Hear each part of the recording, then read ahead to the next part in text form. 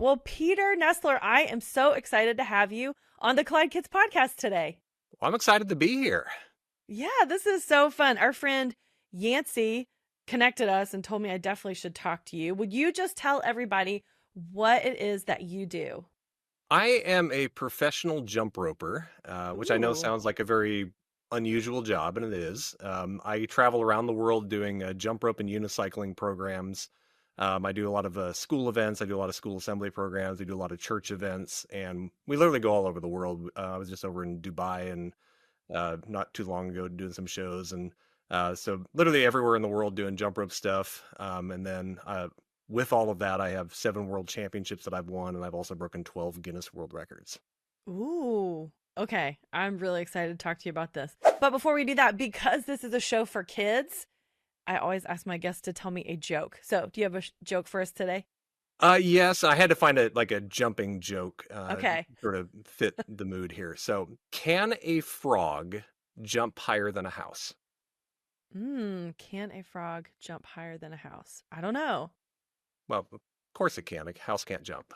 Ah, So, I that's didn't say it was true. good, but I did say I would find one. That's good. I was thinking, like, could it? I don't know. We have a lot of frogs in my yard because we have a pond outside. So I'm thinking a few of them probably could, but you're right. Houses cannot jump. Okay, well, let's get into your story because I just find this fascinating. You broke a lot of records, you won all these championships, but how did you get started in jump rope? What made you excited about jump rope? So when I was in elementary school, we had a jump rope team come in and do a show, and had my PE teacher was really into like not just doing sports. He's like, hey, if we're going to do it, let's do it really well. So he decided let's start a jump rope like competitive team, and so I got on that team, and we ended up winning world championships starting from my year three, third grade, and we won 7 years in a row, and had a lot of really great opportunities with that team. And he decided, well, instead of just being competitive, just practicing all the time, he's like, let's go travel around. So we got to travel around the world doing shows. As through elementary, middle, and high school, I was doing. We did stuff in Australia, Sweden, Denmark. We did like NBA halftime games. We were doing stuff at Disneyland, Disney World. So we're literally going all over the place. And I'm from a real small town in Alaska, so we're have just a tiny little town up here, and we had probably one of the best jump rope teams in the world. Wow, that's amazing. That's really cool. And you're all start with your PE teacher, like, we're gonna do this right. Yep, exactly. So yeah, it was that mentality of, well, if we're gonna do this, let's be good at it. I Let's don't want to go just. all out. Yeah, exactly. So that's actually really been a part of my life, and something I definitely picked up from him was, well, if you're gonna do something, let's do it the best we can instead of just half-hearted doing something. So is it something that like once you started trying it, you picked it up immediately, or is it something you had to practice a while to get the hang of? Oh, I was pretty bad when I first started. So yeah, I definitely took a lot of practice to get good at jump roping. Yeah, I think that's interesting to know that when you started, it wasn't just a natural thing. You're pretty bad at it. And now Yeah. you've broken all these world records. So how did you go from being not very good at it to breaking all these records? How did you get into all the record breaking stuff? The record breaking thing actually was after I was already performing professionally. So Okay. we won all the world championships when I was in school. And then after I graduated, I started performing professionally. And my first job, I was 17. I went to Chicago and I was performing there with a friend of mine who was doing some shows.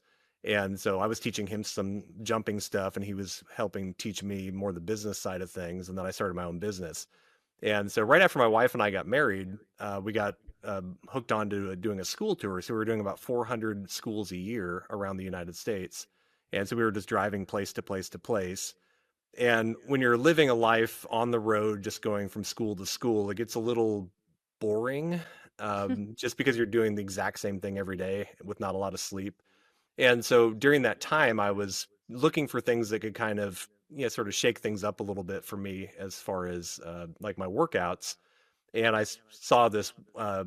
Actually, we were actually watching the news one day, and there was this video about this girl breaking a jump roping record on a unicycle. And I saw that, and I was like, well, I could do that. And then I was That's like, not a normal thought that people have, Peter. They're like, I could do that. People are like, whoa, that's amazing. But you thought I could do that. yeah, I could totally beat that. So I started training, and then I was training for that, and I was like, I wonder what other records there are. So I started looking them up, and I was like, oh, I could hop a mile on one foot while jump roping. Oh, I could jump rope underwater for an hour.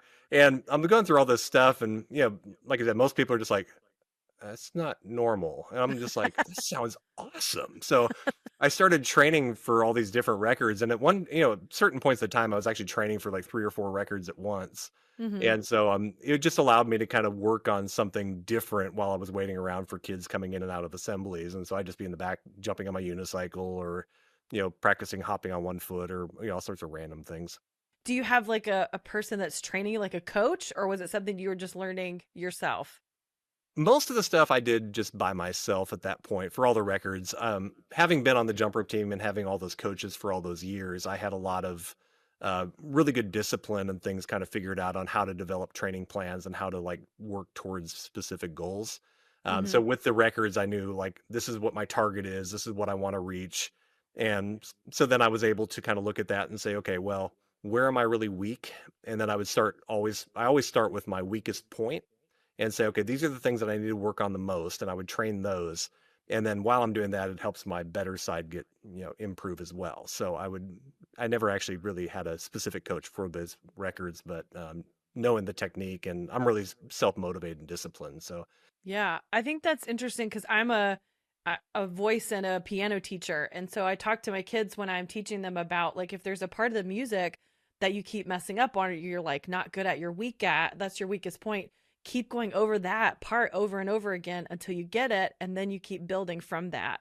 oh, And so that's precisely. kind of what you did. You find that part like, okay, this part I'm good at, but this part I've got to work on, and you focus on that, and that's how you get better. Yeah, and that's actually for me, everything I do, I always start with basically just taking an itinerary of like this is my worst spot, and I basically focus on all the worst spots. And um, a lot of people, when they do that, they'll just see they're like, well, I'm bad at this and this and this, and they'll say, okay, well, I'm obviously pathetic, or I need help, or they're just like, this will never happen. Right. And I'm the opposite. I'm just like, okay, well, I know where my weak points are. Now I know what I need to work on, and I allow those to kind of drive me to get better. Versus letting it sort of just tear me down and just be like, well, this will never happen. So it's a lot of it's just the mentality and the mindset of how you approach where you're weak at. Yeah. And I think that's good too for us to remember that when we're going through anything in life, whether it's sports or music or school or whatever, is when you find those things that you're not good at, it's okay to admit that you're not good at those things. But then there's also that discipline that we need to have that drives us to make those things better and improve. That's how we're going to grow. Oh, precisely. Yeah, your growth always comes from improvement, and if all you're ever focusing on is your, sort of your strong side, at some point those weak points are going to show up, and they're going to be glaringly bad if you never actually worked on them. Yeah. So tell us a little bit about your training method. So, because I don't think any of us are training for jump rope records. So, what is that like? Like, how often do you practice? Do you have like a certain workout regimen or anything that you do to get really good at jump rope? Well, it all depends on which record I'm working on. So if you've ever looked through Guinness, and I always like to tell kids this when I'm performing, is I'm like, you'll notice that pretty much every record is a little weird. Guinness, they have some normal ones, but it seems like they're just sort of known for these like oddball records, like, oh, we got the longest fingernails, or weird things. So for me, it's like, okay, well, when you're walking in, it's like, okay, I'm not just jump roping. It's like I have to jump rope while juggling a soccer ball, or I have to jump rope on a unicycle, or I have to jump rope underwater. So how you train is dictated very much by the specific record. So for instance, if I was doing the underwater record, I actually did jump roping underwater for an hour, which, you can't hold your breath that long. So what I would Right. do is I would drop down, hold my breath as long as I could, jump as many times as I can, and then stand up. And then you take a breath and you do that up and down. Well, the challenge with that is jumping underwater is a really good shoulder workout. So I had to do a lot of training to develop my shoulder strength and then also my wrist strength because you're moving a rope through the water. And then the majority of the problem with that was actually finding what kind of rope works underwater. So I ended up Oh, using right. a metal jump rope that we sort of built. We found this banding iron that was kind of really thin but wide, so it would cut through the water really well. So that was actually a big challenge, was finding that. And then the other part is when you're jumping underwater is it's like, Okay, if I just hold my breath as long as I possibly can and then stand up, when you get back to the surface, you're going to be like, oh, and you spend all this time at the surface before you go back down again. Well, you just wasted, a minute or 2 minutes or whatever, just Hmm. catching your breath again. So developing sort of a routine where I could say, okay, how long can I stay down without having to spend a lot of time on the surface breathing between, afterwards. So it was kind of finding that sweet spot. And so you're sort of just figuring out what's the most effective way to do this to maximize my time underwater. Hmm. And then just then doing that over and over and over again for months on end until you could do it consistently for an hour. So when I did that record, I was trying to beat 900. I ended up doing 1,871. So I more than doubled Whoa. it in the end. So Yeah. yeah, I was really happy with that. Now, did you do this like in the ocean or at a pool, or where did you do your practicing? Practicing at the time, I was living at a townhouse complex, and they actually had a pool. So thankfully, I could just go over there and practice. Everybody thought I was nuts because it I was was about to most say, what do your it was neighbors think of that? well, most of them were like 70 or 80, so they just see this guy Okay. walk out there, and they're like, "Why does he have a jump rope?" The jump And rope guy's back. yeah, exactly. He's got a weight belt, and I'm just down there like, in the deep end, up and down, and they're just like, "Okay, that was weird." Let's talk a little bit more about this whole like discipline track and like I know that you said that's part of your personality. You're just a very disciplined person. Is that something that you developed as you did jump roping, or is that something that's kind of always been in you? Well, one thing that I like to think about with this is that what actually is discipline? Because a lot of people, they'll look at somebody like me and they'll just be like, well, you're disciplined, therefore you can do it. I don't have that discipline. Well, a lot of times it just depends on what are you disciplined in. I mean, if discipline was, can you eat a cookie every single day for your life? Yes, I could do that. Okay, well, you can be a very disciplined cookie eater. Okay. So it's I just, am. so congratulations. Yeah, you did Thank you. great. But the thing is, you're generally you're not going to be automatically disciplined at something that you Right. actually want to accomplish. It's usually something that you don't want to do. Mm. So the trick is sort of figuring out habits where you can say, how can I motivate myself to do something to get the result that I want on a consistent basis? And that is basically what discipline is. So for me, I would just say, okay, well, I have to work out every single morning. Hmm. I don't allow myself to not work out. So I work out 7 days a week. I'm in the gym every single day. I never take a day off because for me, it's that habit, that routine of doing it. Now, when you first start doing it, it's not a lot of fun. But once you get kind of into that routine, it feels weird when you're not doing it. And that to me is when something is like clicked in as I am disciplined doing this, is if I don't do it, it feels weird.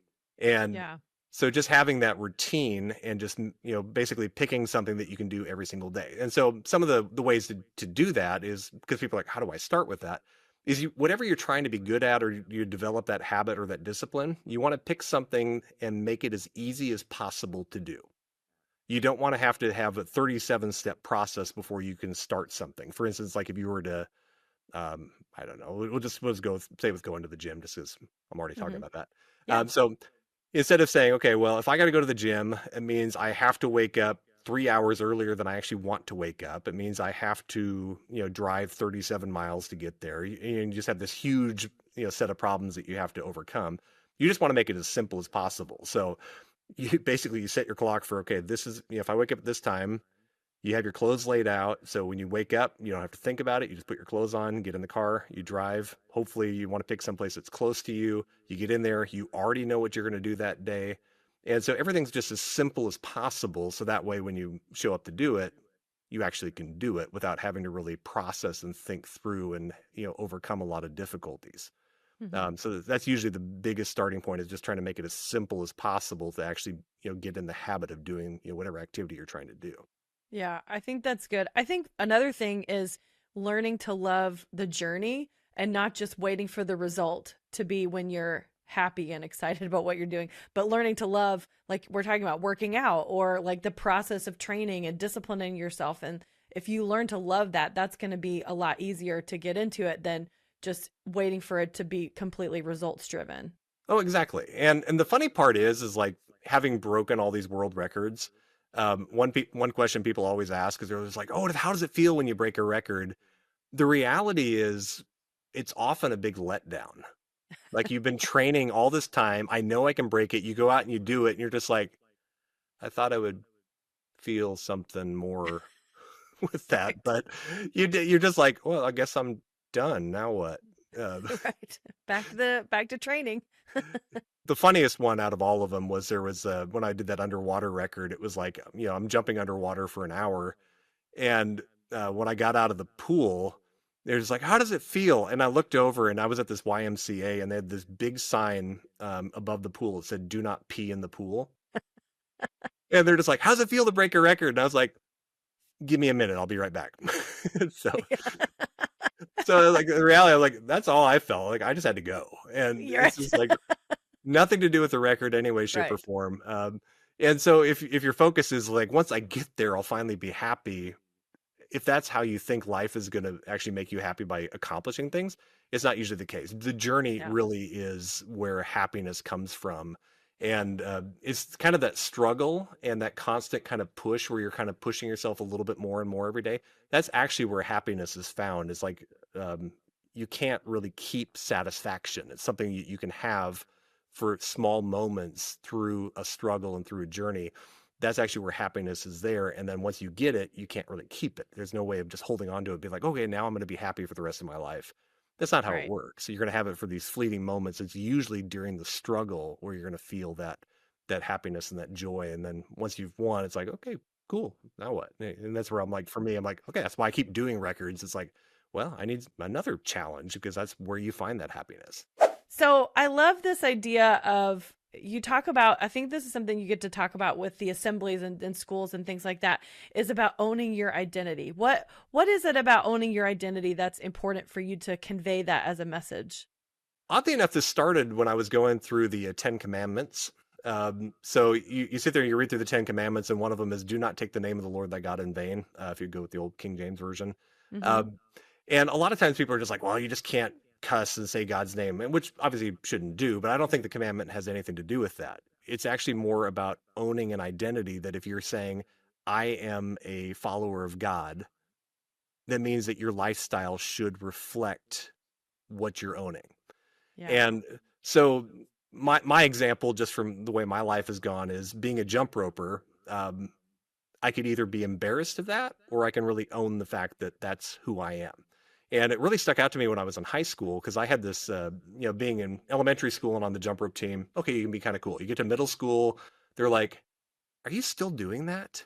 And then you get to high school and people seriously think there's something wrong with you. They're just like, "Oh, you should be on the football team or the basketball team." Yeah. And you're still jump roping and you're in high school. And I'm like, "Yeah, but it's awesome." And they don't see it that way.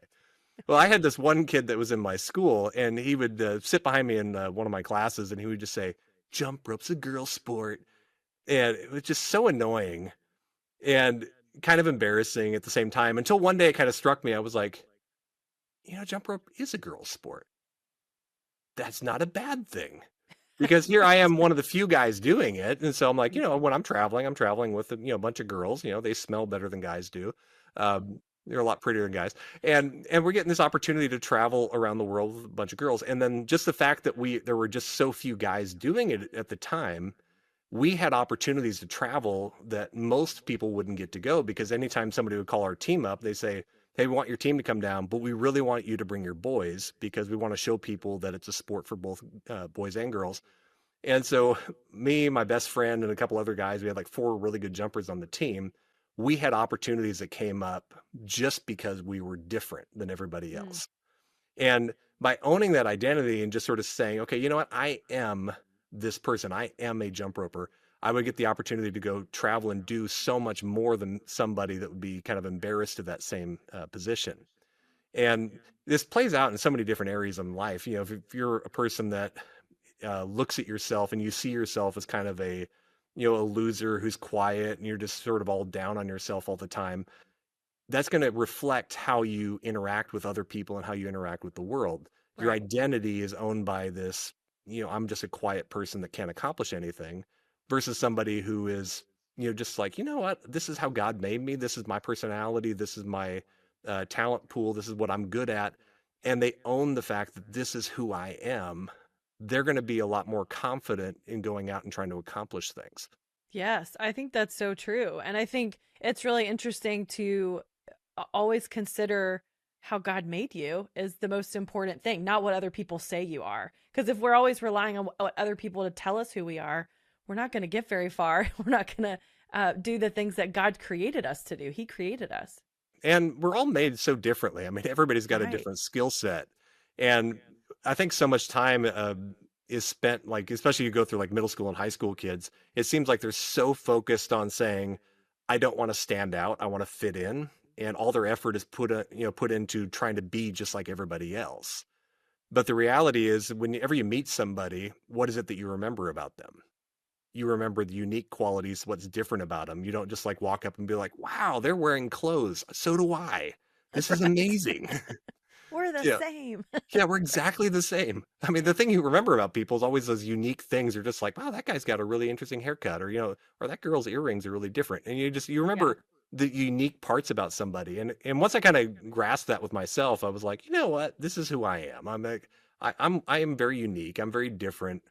And but that's cool. And I think it's good too, if we're all the same, then we're not going to accomplish very much. But if we all have different gifts and talents and abilities, I think you can do so much more, especially for the kingdom of God. We've all been given different spiritual gifts and different abilities that God put in us. And so we all have different jobs to do and different purposes. And so if we're all the same, we're not going to get a whole lot done. Yeah, there was a bumper sticker in Texas that said, if the two of you are exactly alike, then one of you is not needed. So That's true.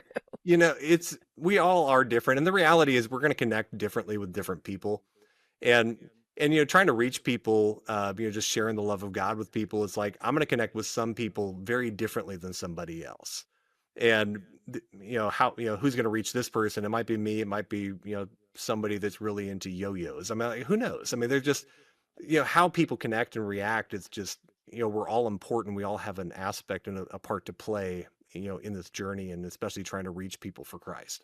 So, talk to the kids listening today who are interested in jump rope and they're like, "Okay, I think I want to try this out." What would you give? What advice would you give those kids? Okay, so the most important thing in jump rope is learning how to do the single bounce, which is just your Mm. basic jump. Now, when I'm teaching people, everybody always wants to start with the hard stuff. They're like, oh, I want to do a cross, or I want to do a rope release, or I want to do something a little bit more challenging. But the reality is, if you don't get the basics down really well, nothing else is going to work. So you definitely want to focus on just doing some of the basic jumping techniques. And so when I'm teaching people, the first part you always want to start with is how you jump. A lot of people land flat-footed. You actually want to be on the ball of your foot, so your heels never touch the ground. And you just want to jump nice and light. You should be very quiet when you're jumping. You use your knees as a little bit of a shock absorber, but just staying on the ball of the foot. And then when you're turning the rope, instead of using your entire arm, you want to use mainly your wrists and use as little energy as possible while you're jumping. So you're just jumping really light on the balls of the feet, turning the rope with the wrists, and just work on that jump until you can do it consistently, 50 or 100 times in a row. And then once you can do that, there's a lot of footwork tricks where you can maybe jump side to side, forward and backward, spread your feet apart and back together again. And then just working on different techniques from there. But I always focus on just the basic jump and getting that down so it's really consistent. That's good. That's good advice. And is there like the best, like your favorite type of jump rope, or is it any jump rope? Most any jump rope will work. Usually for beginners, we use what's called a beaded rope. So it's a little plastic segmented beads that have a string that goes in between them. Mm-hmm. Those are a little bit heavier, which gives you a little bit more tactile feedback, so you can actually feel the rope as it's going around. And it helps to know where the rope is, and it can help you also see it a little bit better as you're learning to jump. I use a beaded rope for most of my shows just because it also shows up better. Mm-hmm. But any kind of rope, I mean, I can jump with any kind of rope, but when you're learning, usually the beaded ropes are one of the best ones for learning. Yeah, I remember using those. I think the ones that were like made out of canvas or fabric, whatever, were the ones that always smacked me in the face, or I didn't always get them over the whole way over. Yeah, and they also that if you're using like a plastic rope or one of the leather ropes, they kink up a little bit easier, and so you'll Mm-hmm. sometimes have this like windy part right in the middle that'll whack you in the head or hit you in the feet. So once again, the beater ropes just spread out a little bit more. Now, with all that said, I actually learned using plastic ropes, and those are still my all-time favorite. But they also turn faster. So if you're learning, they do hurt more when you hit yourself with those. Oh, good to know. Well, Peter, this has been so interesting. I've loved learning about jump rope and about all the records and the discipline you have. So thank you so much for being here and sharing all this with us today. How can our listeners find out more about you? Do you have videos and YouTube videos for people to watch? Yeah, I have quite a few videos that I've made over the years. A while back, we started off with just some single rope, just individual jump rope skills, and then we actually I put together all these like double dutch partner jumping things, and so I've got a ton of different videos that teach how to do jump rope. So my YouTube channel is under Jump Rope Secrets. Mm, So nice and easy. And then yeah. my instructional website is jumpropesecrets.com. And on there we have everything from just an individual thing that you can do to we actually have a full PE curriculum that we put together that can be used in schools that teach, or if you want to start a jump rope team, we've actually got a lot of information on the Jump Rope Secrets website that actually can run through how to start a team if you're interested in doing something like that. But we've got all that. And then if you're interested in performances, I still do travel around doing jump rope shows in schools and churches. We do school assembly programs, and then I also do ministry events in churches. And the website for that is jumprm.com for Jump Rope Masters. But I just thought that was too long. So jumprm.com Okay. is that site. Very cool. Okay, well, good. I hope our listeners will check that out, and we'll be sure to put those websites in the show notes as well. Well, before I let you go, I always ask my guests to tell me a memory from when they were a kid, and you said you were going to tell us something about your PE teacher. Yeah. So I told you that I wasn't very good at jump roping. And when I say I wasn't very good, like I was about the worst jumper on the planet. So here I was, second grade, and they decided they were going to have jump rope tryouts. And so the PE teacher said, hey, if you guys want on the team, you got to do 5 jumps and 1 crisscross. So we had all the kids go out. The first kid gets out there, jumps cross, you're on the team. Next kid jumps cross, you're on the team. I got out there and just totally bombed. I missed. And the PE teacher, he just looked at me very seriously and he just said, Peter, I think you should play soccer. And that was the beginning of my jump rope career, was my coach telling me I was really bad at it and I should do something else. Did you make the team anyway, or no? Oh no, I didn't make it all that year. For me, that was actually a good thing because whenever you tell me I can't do something, it makes me want Yeah, to do it even more. there you go. Uh, It's like, oh, yes, I can. yeah, I'm going to show you. Yeah. And so I worked by myself that whole year and I ended up getting on to the team when I was in 3rd grade. And so it was a great motivator for me. But it definitely did not start out looking that good. Yeah. Well, and that's good too, because the win was sweeter. Like when you actually got on the team, it meant a lot more. Yeah, exactly. And it also kept me motivated to be like, oh, well, I got on the team. Let's do it next. And so that's where we ended up getting into winning the world championships pretty quickly. That's awesome. I love that. Well, Peter, thank you so much for being on the show today. This was so fun talking with you and learning about what you do. Oh, well, thank you. I appreciate it.